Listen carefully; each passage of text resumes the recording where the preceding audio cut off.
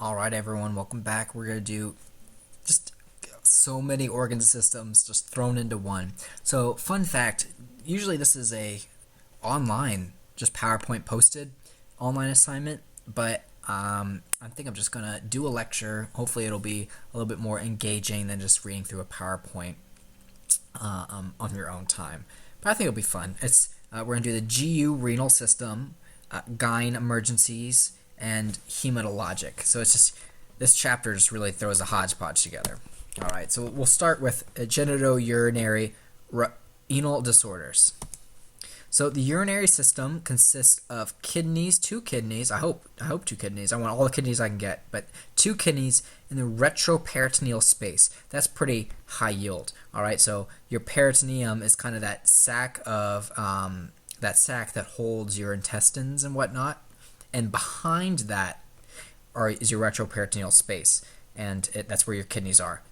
Also, that's where your vasculature is. All right, so this is kind of what we call your flanks. All right, your flanks. So you have your kidneys.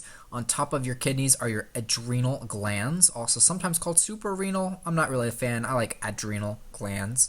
All right, and then they kind of have kind of output into the renal pelvis right in here. That makes ureters that go down into the pelvis and then go into the bladder, which collects the urine, and then out the urethra to get rid of your urine. So you have ureters and urethra. Okay, ureters connect the kidneys to the bladder. Urethra collects the bladder to the outside world. All right. So the functions of the kidneys: it filters soluble waste products from the blood. All right. So you have an artery that goes to the kidneys, and then it kind of goes into what we call the functional units of the kidneys, called the nephrons. All right, so kind of like a neuron for a brain, we have nephron, nephro mean kidney, and then the blood is filtered out in those nephrons, and those nephrons are like little tubes that output into these calyces into the renal pelvis, and then the blood that isn't filtered goes back into the renal vein and then back into the IVC. All right, so how like the big picture of how filtration works is the plasma is just all filtered out. It doesn't really care what's in it. It just filters everything out, and then the kidney has special receptors to reabsorb the things we want. So although like you would think like, oh, let's just spit out the stuff we don't want at the level of the nephron, that's kind of backwards how the kidney works. It spits everything out and then it absorbs what it wants. And that's kind of like a fun little intricate system where in effect it gets rid of all the waste and reabsorbs the things that it wants. All right, so we reabsorb water, of course. We don't want to pee everything out. Our electrolytes and then nutrients, and that excretes waste. Kidneys are also super important to regulate blood pressure because the filtration mechanism is highly sensitive to changes in blood pressure. Your kidney is kind of like a blood pressure sensor, and if it senses low blood pressure, it'll secrete signals to increase the blood pressure, and if it senses high blood pressure, it can, over long periods of time, it can actually cause kidney damage. It also produces a hormone called EPO, erythropoietin, that aids in the formation of red blood cells. So the kidney just has its hands in everything. A common pathology is a urinary tract infection, and depending on what site specifically it occurs at, it has a different name. So if it's at the level of the urethra itself, it's called urethritis. If it's in the bladder, it's cystitis. Cyst kind of means bladder in Latin. So itis is inflammation of. So inflammation of the urethra, inflammation of the bladder. And then if it's an infection all the way up in the kidneys, that's called pyelonephritis. And this is kind of the worst. As you go up the chain, the infection gets more serious. All right. And so you can imagine this system is not completely closed off from the outside environment, and so bacteria easily traverse the urethra into the bladder, and this is understandably UTIs happen more frequently in females just due to the less terrain that needs to be traversed compared to males. All right, to cause UTIs, and then if the the bacteria take up hold in the bladder, that's called cystitis, and if they travel all the way up the ureters, it can cause pyelonephritis. And patients with pyelo are super sick, and it can cause permanent kidney damage. In EMS, we can't necessarily tell the difference. There's things that suggest one versus the other, but this requires more diagnostic testing in the hospital. So signs and symptoms of a UTI, kind of abdominal pelvic pain or tenderness. So some of you may have already had a UTI and can sympathize with this slide. They may have hematuria, which means bleeding in the urine. The urine may have a cloudiness to it or a foul, strong odor. And frequently, if you go to nursing homes, you'll kind of smell this odor in the air, and that's just this ever present UTI from pretty much everyone in there. But this cloudiness, foul odor, you kind of get you train your nose to identify it. It's pretty gross.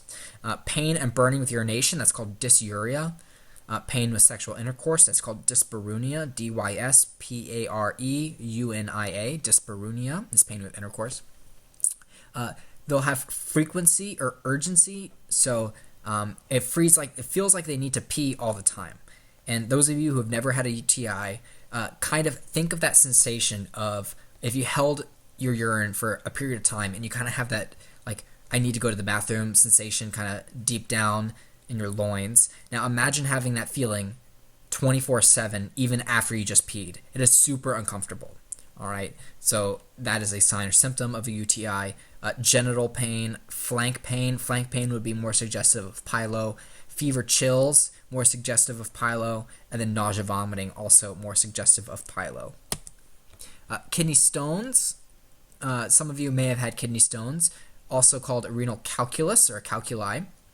This is a hard mass that forms from solutes in the urine that become supersaturated and come out of solution and crystallize. The size and shape may vary. They can lodge anywhere in that tract. They can lodge in the kidney itself, in the ureter, in the bladder, in the urethra. These are super painful. All right. They frequently untreated kidney stones may result in loss of kidney function, just permanent damage, obstruction of the urinary tract, and damage. Some signs and symptoms of kidney stones: excruciating. These patients are some of the most painful patients. They have a colicky pain, which means it comes and goes. And classically, it's located in the back that moves down into the groin. Okay, so when we ask radiation, we're specifically kind of assessing for that.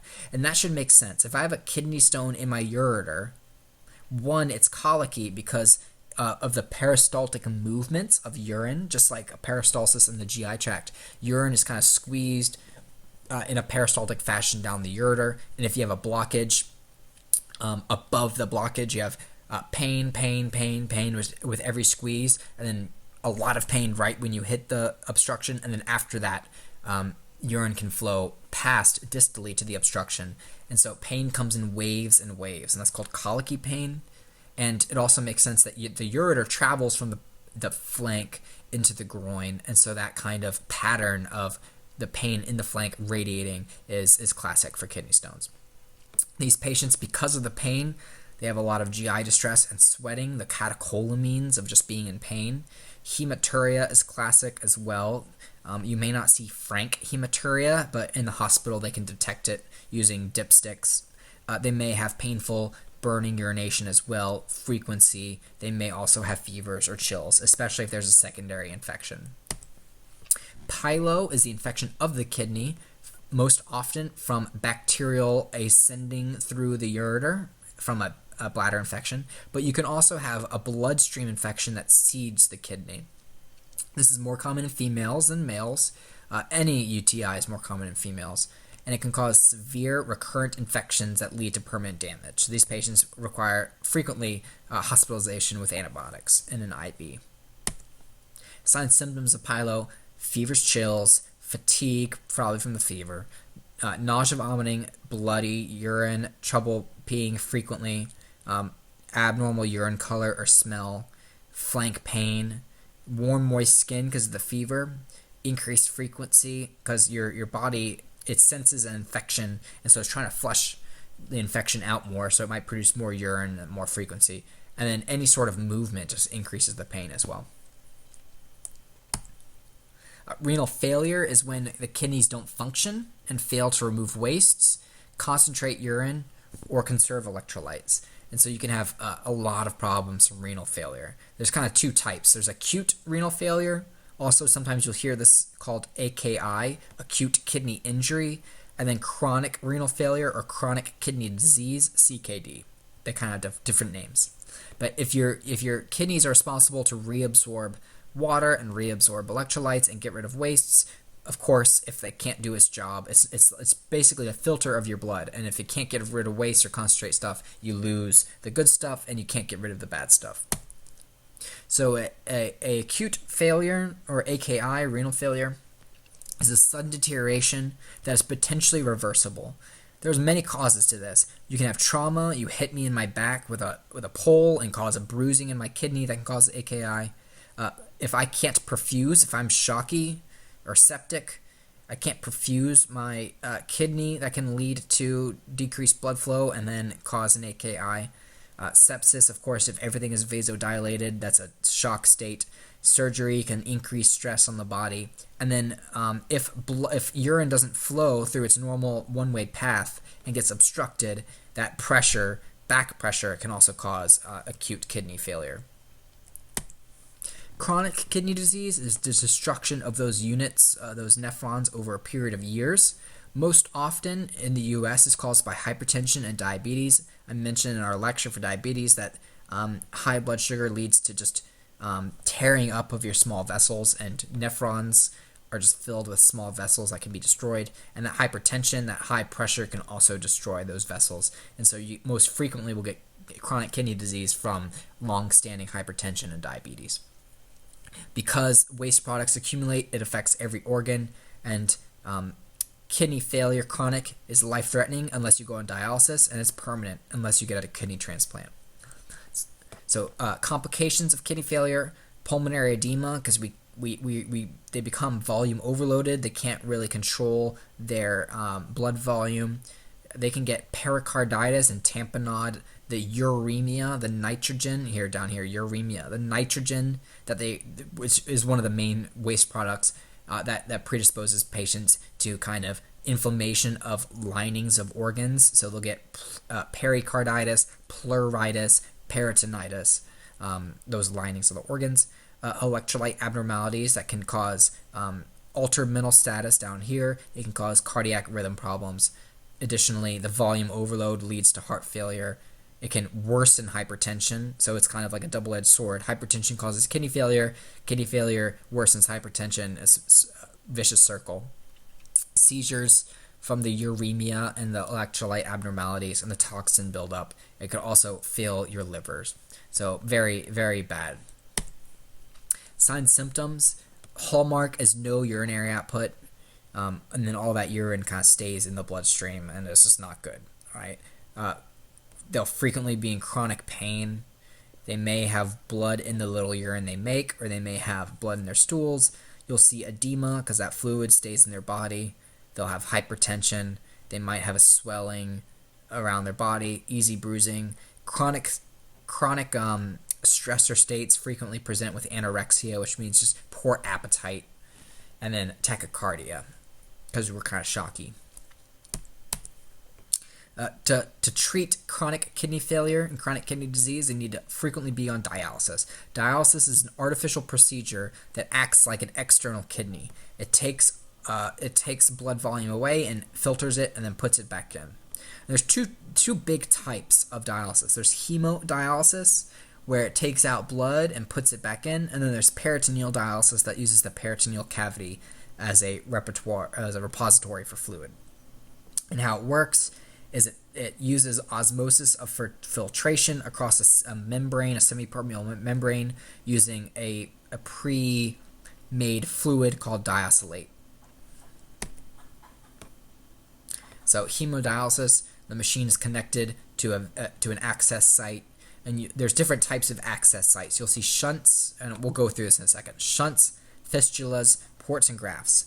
Blood is pumped through these access sites into the machine and then put back into the patient once waste products are removed. So a one access site is an AV shunt. It hooks up an artery to a vein, usually short term to bridge in dialysis treatment. It hooks up the artery using this catheter back to a vein. A single tubing is placed, and the tip is placed in a nearby vein. And so this is a shunt. It's an external fake blood vessel, and you would hook up the machine to this. More frequently, more permanent, you'll see a graft. So a shunt is temporary. Patients can't walk around with this open wound, and this open tubing is a source of infection. So frequently you see a graft. And a graft is physical redirecting of a vessel from an artery into a vein. And this is longer term treatment. And this is an artificial blood vessel or a vessel from the patient that surgically removed from one place to another, put into the patient. And these can get super big. So remember, your arteries are high pressure systems. And so frequently this will be a vein, and veins aren't used to high pressure. And so these things get really big and can be pretty intimidating the first time you see them, because they look like they could just explode, which is terrible. But frequently when they're put in, they need to mature and get bigger, because that big vessel is what is used for access to take blood out, and you need a big honking blood vessel to take blood out. You can't take from a single artery like the radial artery, you can't take enough blood out to do dialysis effectively. From a small artery, you need to have a huge capacitance vessel, and you can't do it from a big vein because the big vein doesn't have enough pressure to take the stuff out. And so you kind of make a hybrid vessel, which is the graft. All right, you can also see a fistula. A fistula is also used for long-term treatment. A large artery and vein are directly joined together, and the vein would enlarge because of the high pressure system. So a graft is a separate vessel, but a fistula is a physical joining of an artery and a vein, and that vein is often the access point. And similar to a graft, it gets enlarged, and that's what's used for the dialysis. Now this might be confusing. It's saying an arterial needle and a venous needle, and they're both going into the same vein. This just means blood coming out of the body, even though it's in a vein. It's called an arterial needle. So this is where the blood is removed from into the machine, and then it's put back in the venous side, back into the patient. So here's an example of a fistula. So this is a honking blood vessel. So this is a vein hooked up to an artery, and the high pressure stretches out. So this is important because now you can appreciate the function of arterioles and capillaries to dampen down pressure, so that by the time you get to normal veins, all of your veins don't look like this honking monster. All right, so they appear as very large, irregular lumps on the patient. And if you actually put your hand over top of it, you can feel the vibration from the high pressure rushing through here, and that's called a thrill. And when you assess someone's fistula, you should feel for a thrill. Other patients will have ports, which are implanted long-term permanent catheters. Here's an example, and it has a red end and a blue end. That's an example for the arterial taking the blood out, blue putting it back in. Most commonly, you'll see this in the upper chest or neck, and you also may see this in the groin, femoral lines. The tube travels underneath the skin into big central veins. The tubes are located externally for access, but they actually tunnel deep into the skin, into the big vessels. And like I said, one coming out, one coming in. So how hemodialysis works is you'll frequently see it written as IHD, intermittent hemodialysis, and there's two schedules. Classically, there's Monday, Wednesday, Friday, and then there's Tuesday, Thursday, Saturday for the rest of the patient's life. So imagine you have to go to the hospital Monday, Wednesday, Friday for 4 to 5 hours at a time for the rest of your life. Otherwise, if you skip dialysis, you could die. So this is very resource intensive process, and it's hard on the patients. All right. So frequently these hemodialysis performed at a dialysis center. So when you work in EMS, you'll frequently learn the locations of the dialysis centers because they're common response locations. But the hospital just can't have all these people coming in for dialysis. They'll build an off-location dialysis center. Some patients can have home dialysis. if they require specific, if they can get the materials and they have specific training, or home health can do it. That's not super common, but it can happen. So it's called intermittent IHD because of they go days in between sessions of dialysis. In the hospital, some patients who are super sick need to be on continuous dialysis, and that's called CRRT. You probably won't see that because that won't be outside the hospital, but that's why we call this one intermittent dialysis.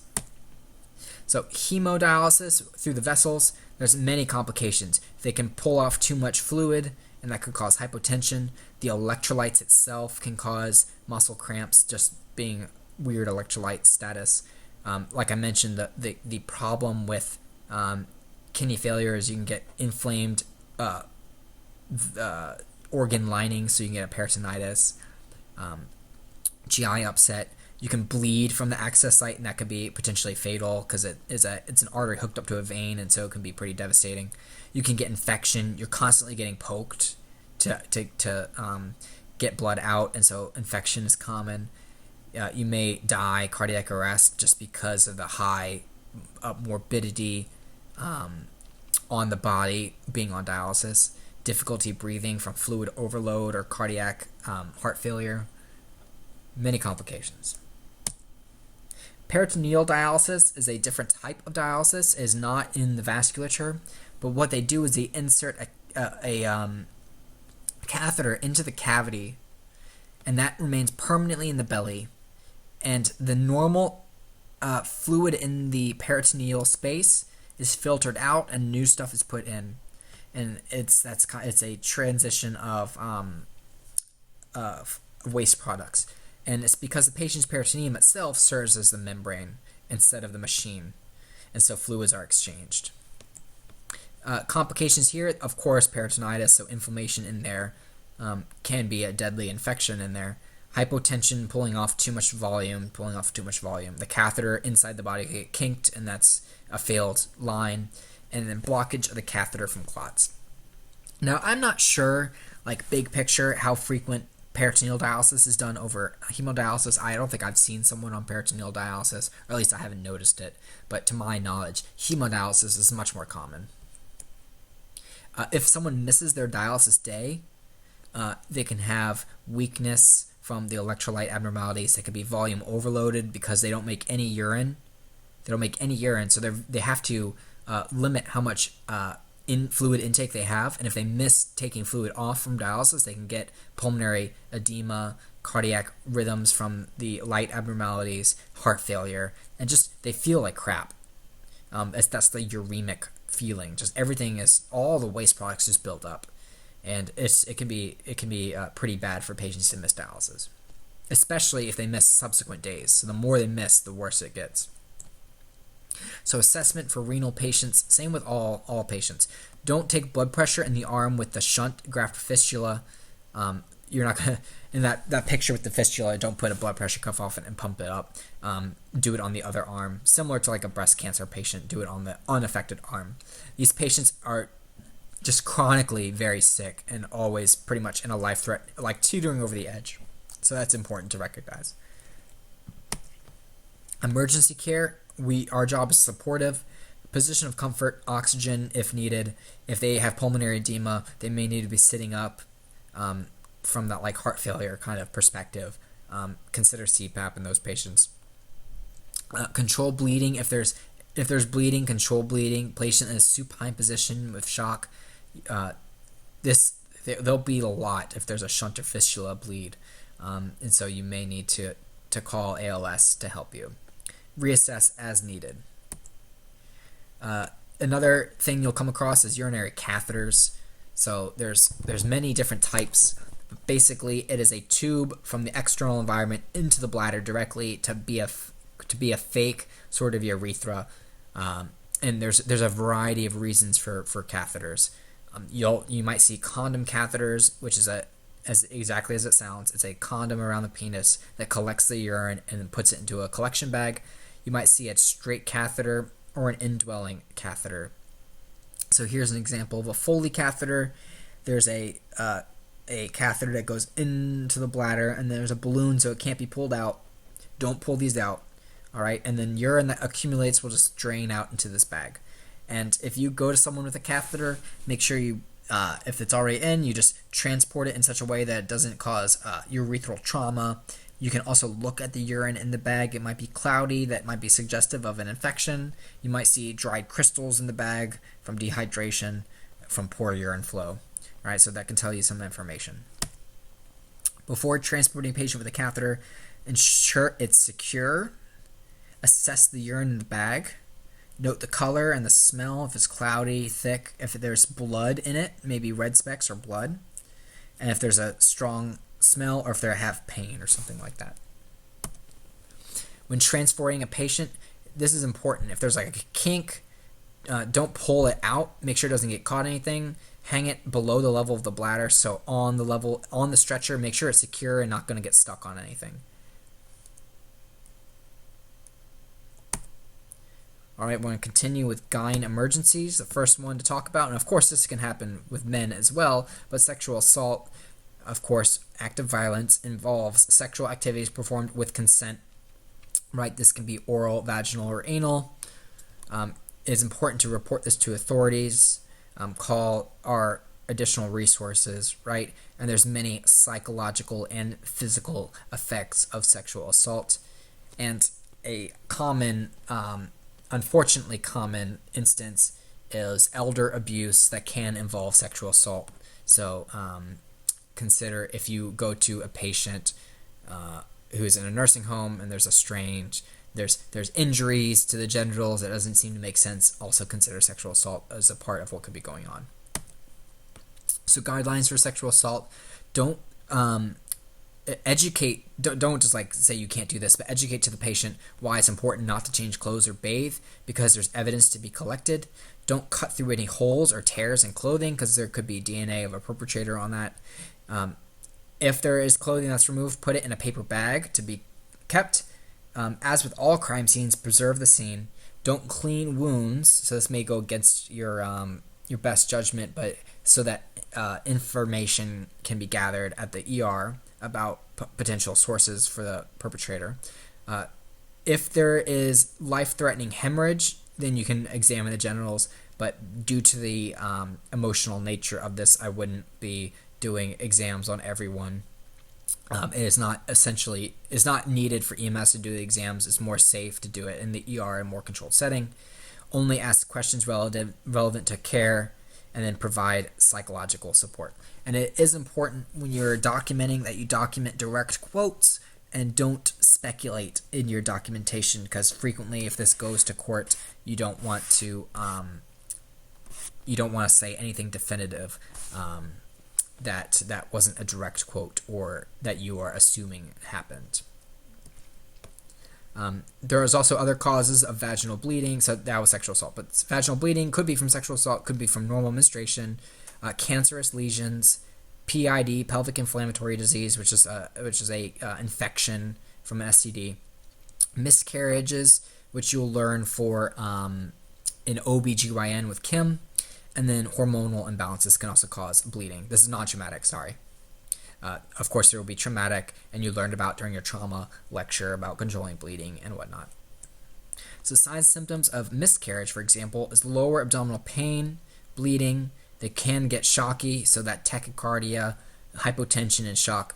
And then the uterus is kind of in the lower abdomen, so you may have lower abdominal tenderness. Emergency care for vaginal bleeding. Do not pack anything into the vagina. You would place it over the vaginal opening on the exterior, and the patient can do direct pressure by closing their legs or holding it themselves. You're not going to be riding down the interstate holding your hand over their vagina unless it's super critical, but they could do that themselves. But don't pack the vagina. Oxygen treat for shock as needed. And then it's important to document the number of pads that they saturate. So patients who use pads for their normal menstruation typically know what's normal menstruation for them. The rule of thumb is 4 to 6, 4 to 6, so 4 to 6 pads a day for 4 to 6 days a week. For 4 to 6 days total is kind of what's considered normal menstruation bleeding. And of course, everyone varies in that. But that's kind of like a rule of thumb. But each pad holds about 30 cc's. This is low yield. You don't need to memorize this, but just know the concept of just like gauze and abdominal pads. Like the actual material soaks up a certain amount, and so that tells you blood loss, for example. Menstrual pain. Typically, people don't call 911 for it, although you may see it. Dysmenorrhea means difficulty with menstruation. That's the pain during menstruation caused by hormonal imbalances. So frequently, women on their period will kind of have this constellation of symptoms referred to as like premenstrual syndrome. It can have pain with it, specifically pain, and that pain is part of the dysmenorrhea. There's also a term Mittelschmerz, which is mid-cycle pain. So if you learned the ovulation cycle and like Bio 101, kind of day 0 is menses, day 14 is ovulation, day 28 is the start of menses, of the shedding of the lining. But the mid-cycle is the ovulation, the release of the egg, and that is when that can cause pain around the peritoneum during ovulation, and that's called Mittelschmerz. That's just like a fun fact. Another problem that can occur is ovarian cysts. These are fluid-filled sacs that form inside or around the ovary, and this can become from failure of the follicle to release the egg during ovulation. And cysts, depending on how big they get, they can twist and rupture and cause torsion, and it's similar to testicular torsion that can cause acute ischemia of the ovary, but most frequent cysts are asymptomatic. So this is just an example. This is a uterus, this is the cervix, here's the fallopian tubes and the ovaries. This is to show the uterus in situ, and then here's the fallopian tube, a normal ovary with a cyst on it. And then this is post-cystectomy. Here's the ovary, and here's a cyst. Well, maybe that's the uterus. No. Yeah, the cyst would be on the ovary. This is the uterus. That's the fallopian tube. That's an ovary. I'm not sure where it's showing you the cyst. But there you go. That's the stuff removed. So signs and symptoms of a cyst: unilateral pain that may radiate to the back, kind of abdominal pelvic region, so lower abdomen deep into the pelvis. Abdominal tenderness, vaginal bleeding may or may not happen. Irregular, so that means outside of menses. And then dyspareunia, or pains with bowel movements, that's called dyschezia, D-Y-S-C-H-E-Z-I-A, dyschezia. Endometritis, wow, we're getting specific here. So endometritis is inflammation of the endometrium, which is the inner lining, is what sheds and builds up during menses. This is postpartum from childbirth, abortion, gyne procedures, or IUD. This can be people can be very sick here. They can get peritonitis and get septic shock. It can cause infertility after the fact and cause abscesses. Patients who get endometritis can be very sick. All right, so signs. Think of post procedures involving delivering babies is consistent with endometritis. Signs and symptoms: abdominal pain, fever, distension because of the peritonitis, vaginal bleeding or foul discharge, and then dyschezia as well. Hallmark here, because it's an infection, fever. Endometriosis is kind of a fascinating disease, but basically the endometrial tissue that normally sheds and grows kind of implants outside of the uterus, and then it kind of makes a new focus of endometrium in that explanted region, and it causes like this chronic pain and scarring and adhesions, and it's a progressive disease, and we don't really know what causes it. People think it could be from retrograde menstruation, so like instead of menstruating the lining outside the vagina, it kind of goes back through the fallopian tubes and implants in the abdominal cavity, but that doesn't completely explain everything, but it's pretty interesting. It's a chronic problem. I mean, this is not an acute thing, and patients will often have an OBGYN that they see for this chronically. But signs and symptoms would be chronic pain, dysmenorrhea, so every time they have a period, the explanted endometrium also sheds and doesn't go anywhere, and so that can cause dysmenorrhea. And then these patients may have bleeding, discharge, and then dyspareunia and dyschezia from the scarring. Their anatomy can get very distorted. So here is an example of normal anatomy, the cervix, uterus. This is kind of explanted endometrium all over. And this doesn't really do it justice. This just looks like blood. But this eventually turns into scar and can distort the whole anatomy. And that's what causes the chronic pain. PID is infection of the female tract caused by bacteria, fungi, or viruses. Typically not viruses that cause PID, but I guess so. It can, from STDs, procedures, anything that manipulates the pelvis can lead to PID, and it can result in scarring, infertility, or sepsis if it's not treated. So infertility because the anatomy gets distorted, scarring leads to infertility, and sepsis because it's an infection, it could spread to the bloodstream. So signs and symptoms of this, pain and tenderness, abnormal discharge with different color, consistency, or odor. So maybe they complain of that, but you're not going to be looking for that necessarily. Fevers and chills because of the infection, anorexia because of the infection, nausea, vomiting just because of the infection, irregular bleeding, and then dyspareunia as well.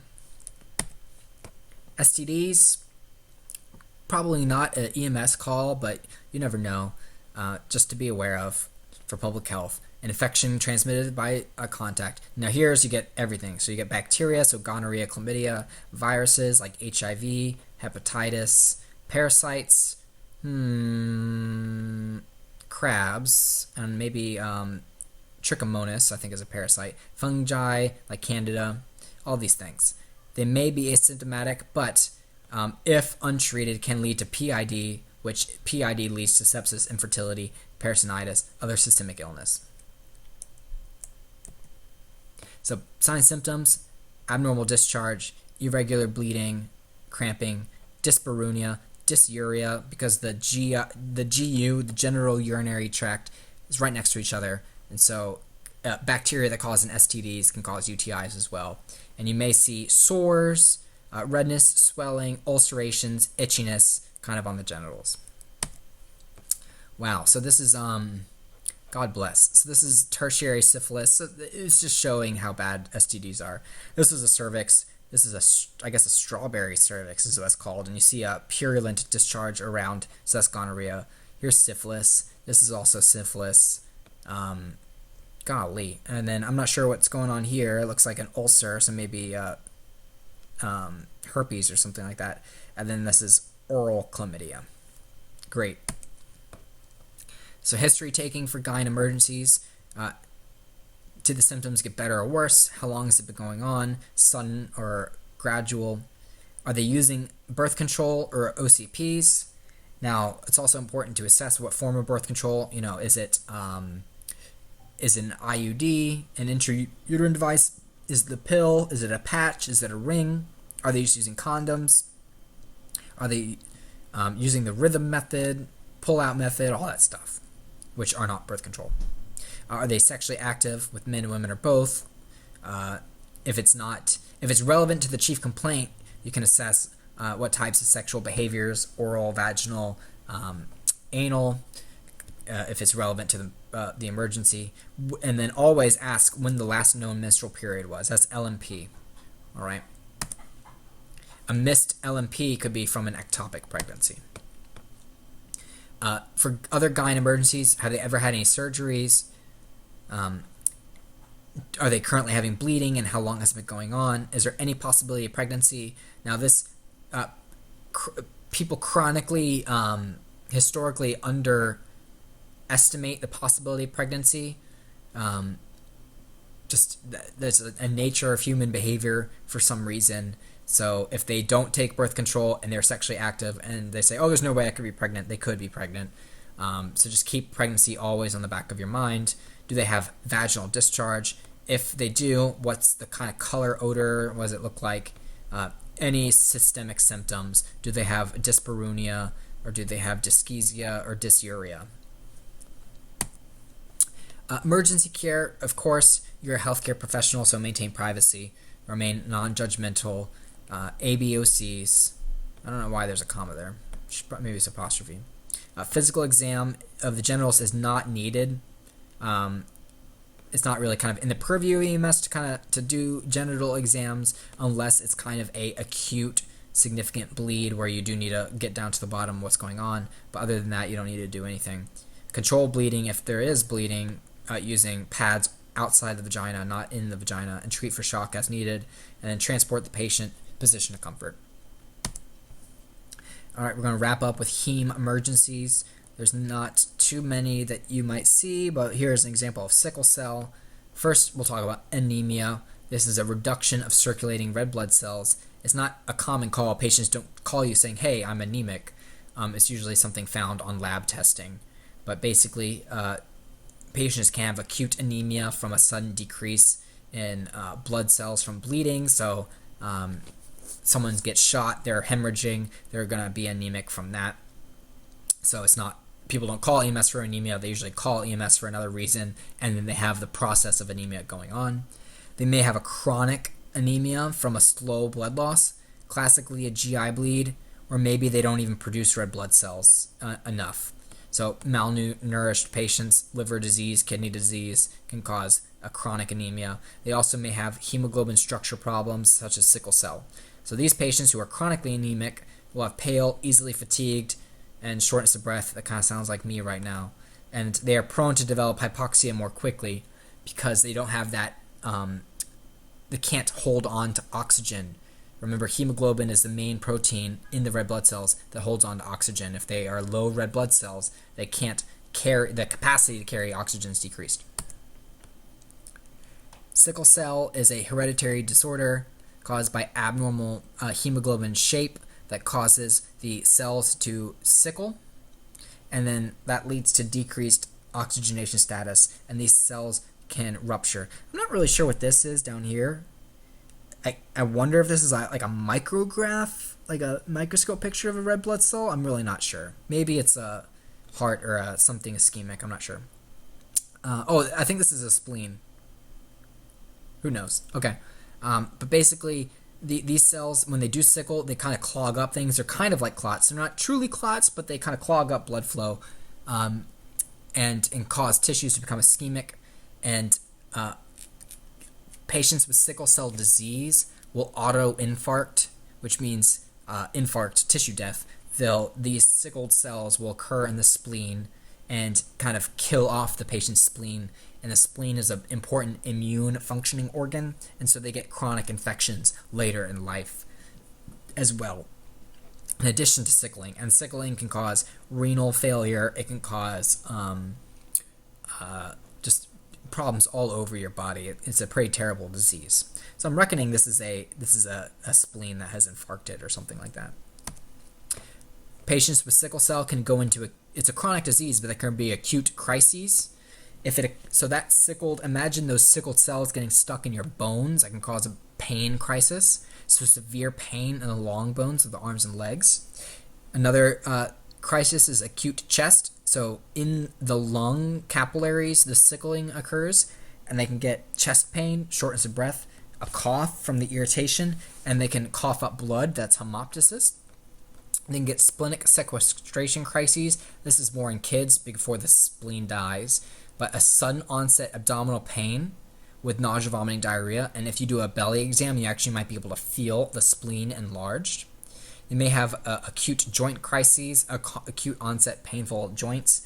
And they may have kidney damage, strokes. A common cause of pediatric stroke is from sickle cell. It's pretty terrible. Visual disturbances because of the small vessels in the eyes, and pneumonias from recurrent infections from the lack of spleen. Emergency care of sickle cell, not much you can do. Mainly treat pain. You may need to call ALS for narcotics because these are very painful processes.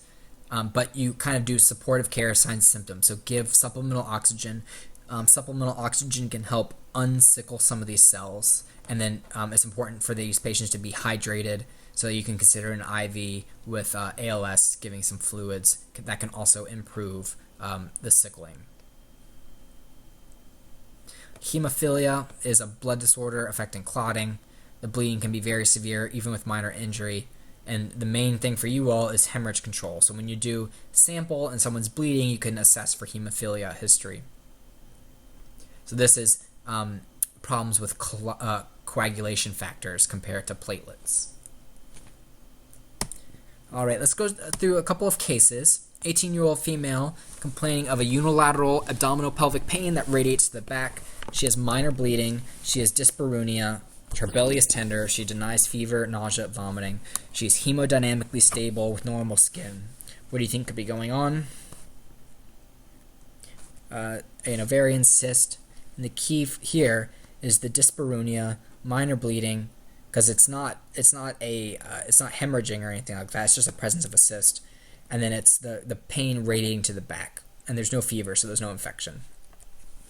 39-year-old male, severe onset abdominal pain and flank pain, fevers, chills, nausea, vomiting. He has dysuria. He's diaphoretic. He's kind of tachycardic. A hint will be this is a type of UTI, but where do you think it's going on? Flank pain tells us he has fever, so this is pyelonephritis. Oh. You could say either pyelo or you could say kidney stones. I would have said pyelo. It's okay. But the acute pain and the urgent need. I guess because this was sudden onset, severe acute onset, pyelo doesn't occur severely. It's progressive and gets worse and worse of these symptoms. But this was sudden onset, so I guess it's the stone broke off and got stuck. That makes sense. I'll buy it. The symptomatology is similar. It's just that pyelo takes a little bit of time to build up. 24-year-old female. She has pain, fevers, chills, nausea, vomiting. She has weird discharge. And she recently had an IUD. Warm, moist, febrile. You can consider of endometritis PID. Right, PID. The key history of pelvic manipulation, abnormal discharge, the pain, and the fever. All together, PID. 6-year-old male, severe onset left upper quadrant pain. What's in the left upper quadrant? Spleen, right? Abdomen is swollen and tender, maybe because of the spleen. He has pale lips, general weakness, excessive thirst. Well, this is good. His SATs are normal. He's pale. Maybe he has a chronic anemia. I'm going to say he's kind of shocky. I'm going to say this is sickle cell, and he's 6, he's young. Sickle cell disease complicated by acute splenic sequestration. Yeah, there we go. So this was important because it didn't tell you he has sickle cell disease, but you had to use the clues. The pale lips, excessive thirst from shock, low blood pressure. 46-year-old female, altered mental status, difficulty breathing. She has edema, history of diabetes, hypertension. She's fluid overloaded. She's hypertensive, altered, maybe chronic kidney disease or kidney failure. Key findings: AMS, swelling, pulmonary edema. Does she have pulmonary edema? Difficulty breathing. Well, it didn't tell us that she had crackles or anything like that, but sure, helps us with it. We want to ask her if she's on dialysis, last time for dialysis, and if she's missed any treatment. 42-year-old male, chest pain, short of breath, coughing, recent infection, febrile, normal EKG. He's hypoxic, pale, maybe hypertensive and shocky a little bit. Well, not shocky, but he's hypertensive and tachycardic.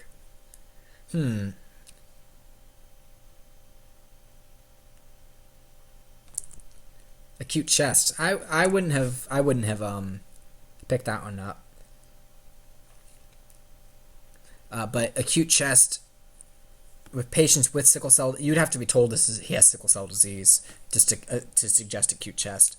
But basically, he's febrile. He has a respiratory infection that can predispose the environment in the capillaries to cause a sickling crisis. But acute chest pain with the hypoxia, shortness of breath, recent URI, that's acute chest.